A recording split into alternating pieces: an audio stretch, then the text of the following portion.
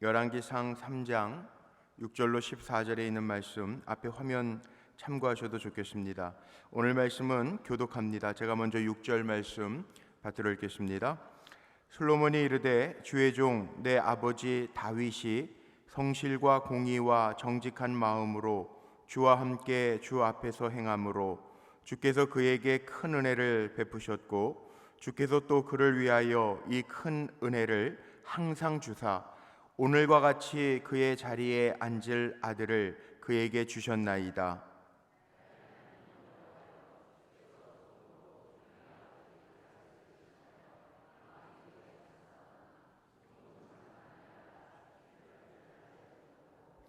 주께서 택하신 백성 가운데 있나이다. 그들은 큰 백성이라 수요가 많아서 셀 수도 없고 기록할 수도 없사오니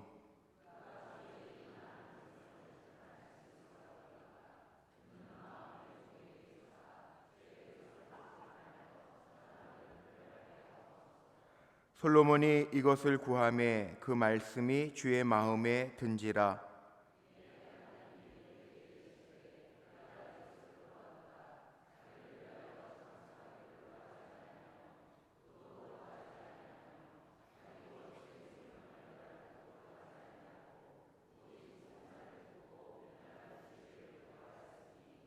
내가 네 말대로 하여 내게 지혜롭고 총명한 마음을 주노니 내 앞에도 너와 같은 자가 없었거니와 내 뒤에도 너와 같은 자가 일어남이 없으리라.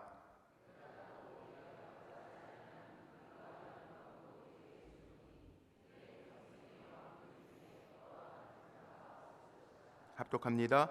내가 만일 내 아버지 다윗이 행함같이 내 길로 행하며 내 법도와 명령을 지키면 내가 또 내 날을 길게 하리라. 아멘. 오늘은 우리 청소년부 목자들 주관으로 해서 오늘 예배 드리고 있는데 오늘 이 읽은 말씀을 중심으로 큰 은혜를 항상 주사라는 제목으로 말씀을 좀 나누려고 합니다. 오늘 이 기도문은 솔로몬의 기도입니다. 그래서 6절에 솔로몬이 이르되 하나님 앞에 기도하고 하나님이 솔로몬에게 기도한 대로 내 말한 대로 지혜를 주시는데 지혜뿐만이 아니라 부귀와 명예와 권세까지도 주시는 말씀이 오늘 본문의 말씀이죠. 6절에 시작하면서 솔로몬이 고백하는 것이 있습니다. 솔로몬의 기도 중에 아버지에게 큰 은혜를 베푸셨고 지금도 이 큰 은혜를 항상 주사 나를 왕위에 앉게 하셨습니다. 그렇게 고백해요. 먼저 우리 사랑하는 성도님들이 하나님의 은혜를 알고 그 은혜를 구할 수 있는 자리에 언제나 있게 되시기를 축복합니다. 은혜를 아는 사람이 은혜를 구합니다. 제 프로필 카톡 프로필에 제가 써놓은 것 변하지 않는 게 있다고 그랬죠. 혹시 뭔지 아십니까? 내게 은혜를 베푸사. 제 카톡 프로필이 그렇습니다. 가장 먼저 쓴 프롤로그가 그렇습니다. 프롤로그에다가 제가 그렇게 써놨는데 언젠가 한번 제 아들 녀석이 제 카톡의 프롤로그를 보면서 똑같이 이렇게 써놨는데 내게도 은혜를 베푸사. 근데 그 프롤로그를 보면서 제 마음이 그래 아빠에게 있는 은혜도 알아서 내게도 은혜를 베푸사 그랬으면 좋겠다. 그 마음이 든 적이 있습니다. 우리 기존의 성도님들 하나님이 여태까지 지금까지 은혜 주셔서 지내온 것 다 고백하실 겁니다. 그런데 그 은혜가 항상 우리의 다음 세대들 우리의 자녀들에게도 임하기를 기도해 주시기를 바랍니다. 혹시 다윗의 반지라고 하는 이야기 들어보셨을 겁니다. 유대인의 성경 주석 해석서인 미드라시에 보면 그 다윗의 반지라고 하는 짤막한 이야기가 나옵니다. 어느 날 다윗 왕이 궁중에 반지 세공사를 불러서 이렇게 지시하죠. 내가 슬프고 괴롭고 고통스러울 때 그 어려움을 이겨낼 수 있는 힘을 주고 내가 기쁘고 즐거울 때 그로 인해서 실수하지 않을 수 있도록 상기시킬 수 있는 말을 반지에 새겨달라고 부탁을 합니다. 그런데 아무리 생각해도 이 반지 세공사가 잘 생각이 나지 않습니다. 그래서 이 세공사는 지혜로운 솔로몬 왕자를 찾아가서 물어보죠. 어떻게 하면 왕의 마음을 다스릴 수 있는 글귀를 만들 수 있겠습니까? 이렇게 물어봅니다. 그때 솔로몬 왕자가 이렇게 이야기합니다. 반지에다가 이런 글귀를 써놓으면 좋을 것 같습니다. 그리고 얘기해 준 것이 있는데 그 문구가 뭐냐 하면 이 또한 지나가리라. 승리에 도취한 순간에도 이 글을 보게 되면 왕께서 자만심을 가라앉힐 수 있을 것이고, 또 절망 중에도 이 글귀를 본다면 왕께서는 큰 용기를 얻을 것입니다. 그렇게 대답을 했다는 거예요. 이 또한 지나가리라. 정말 지혜로운 말인 것 같죠? 솔로몬 하면 우리의 머릿속에 가장 먼저 생각나는 것이 지혜입니다. 솔로몬은 부귀영화의 왕이기도 합니다. 솔로몬이 그렇게 기도하면서 응답받은 이유가 있어요. 물론 어제 민수기에 나와 있는 말씀을 가지고 우리의 다음 세대들, 우리의 이웃을 이렇게 축복하시기 바랍니다. 그리고 외우라고 한 말씀 기억나십니까? 하나님이 복 주시고 너를 지키시기를 원하며, 하나님 너에게 은혜 베푸시기를 원하며, 하나님 너에게 평강 주시기를 원하노라. 그 말씀이었는데 이 말씀은 전부 다 이렇게 어떻게 보면 포괄적인 기도문이죠. 그런데 우리의 자녀들이나 특별한 기도를 할 때 보면 포괄적인 기도문도 필요하지만 또 중요한 기도가 있습니다. 뭐냐 하면 환경과 주변의 여건에 따라서 특별하게 구해야 할 기도들이 있습니다. 그런데 오늘 솔로몬의 기도를 통해서 우리가 꼭 깨달아야 될 것이 있는데 뭐냐 하면 구체적으로 우리가 기도할 때 그 기도가 오늘 말씀 9절에 나와 있는 것처럼 하나님의 마음에 합한 기도인가를 늘 점검하면서 구해야 됩니다. 우리가 아이들을 위해서 상황과 형편에 따라 기도합니다. 그런데 우리의 자녀들이 정말 구하는 기도, 내가 자녀를 위하여, 다음 세대를 위하여 기도하는 그 기도의 제목들이 하나님의 마음에 드는가, 하나님의 영광과 관계가 있는가 늘 점검해 봐야 된다는 거죠. 솔로몬이 왕이 될 수 있는 자리에 오른 것, 솔로몬은요 이스라엘의 전통에 의하면 왕이 될 수 있는 사람이 아니에요. 우리나라도 그렇지만 왕은 누가 됩니까? 원래는 맏아들이 되는 거죠. 정통 아내에게서 나야죠. 근데 솔로몬은요 맏아들도 아니에요. 그리고 다윗이 밧세바와의 관계 속에서 낳은 아들이에요. 그런데 왕이 됐어요. 정말 은혜죠. 그 솔로몬은 하나님 앞에 그렇게 구할 수밖에 없죠. 하나님 항상 은혜 주셔서 저를 여기까지 인도하셨습니다. 고백할 수밖에 없죠.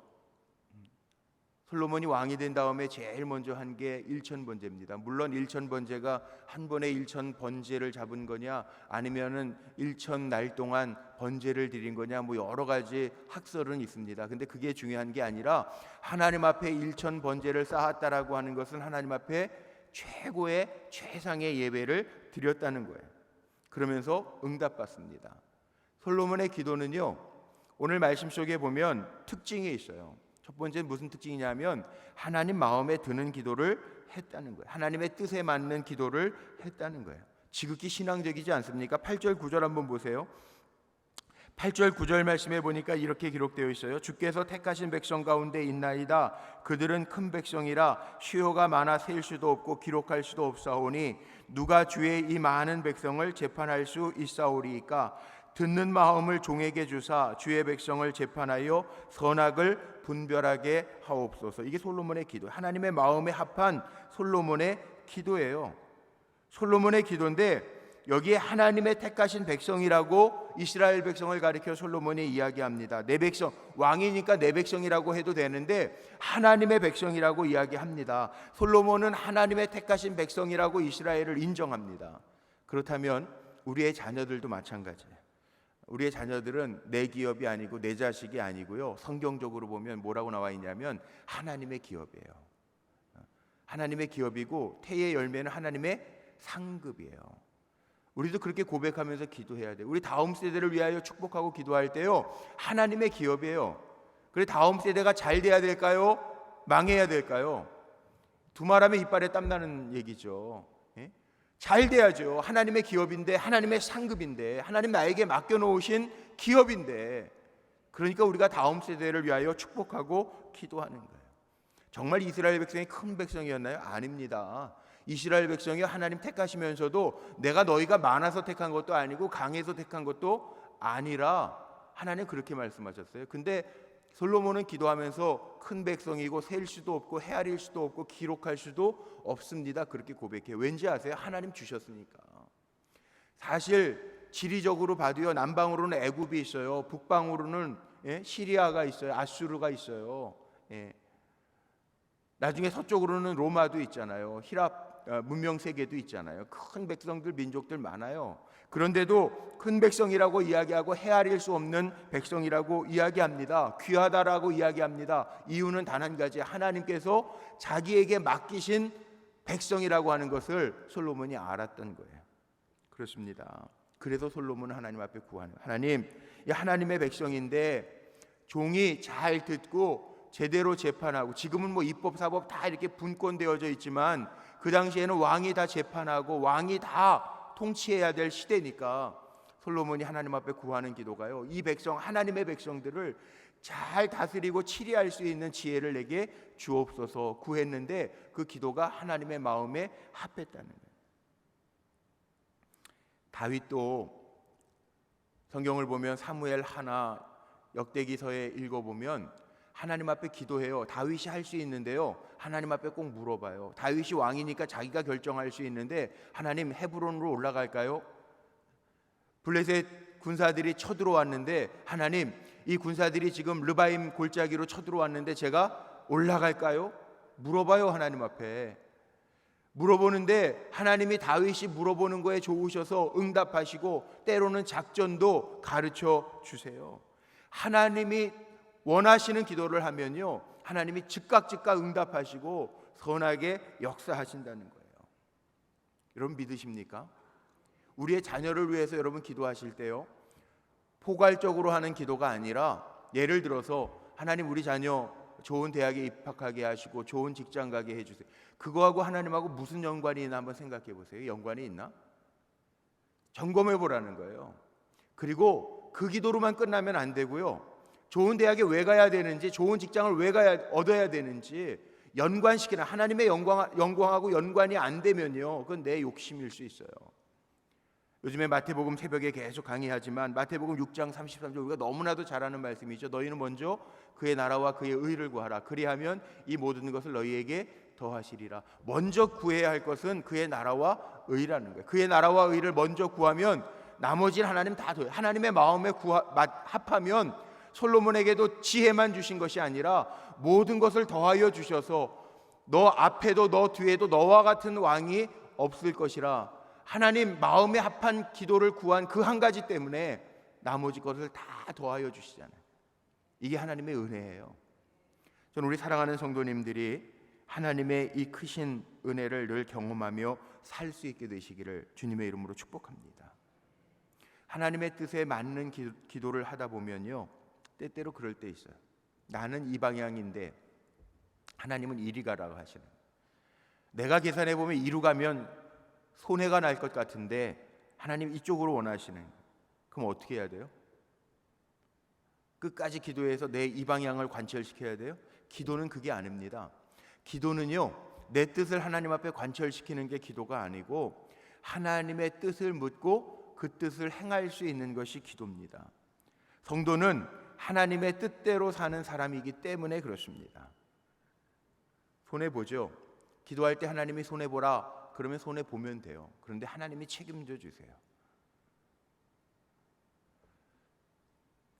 마태복음 5장 39절 이하의 말씀에 보면요, 예수님의 가르침은 정말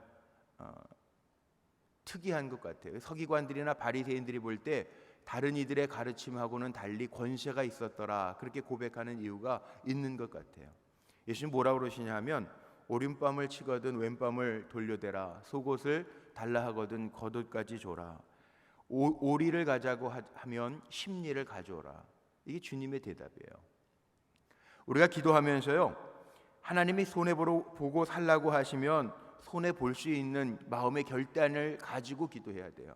왜냐하면 기도는 하나님의 뜻을 묻는 거니까.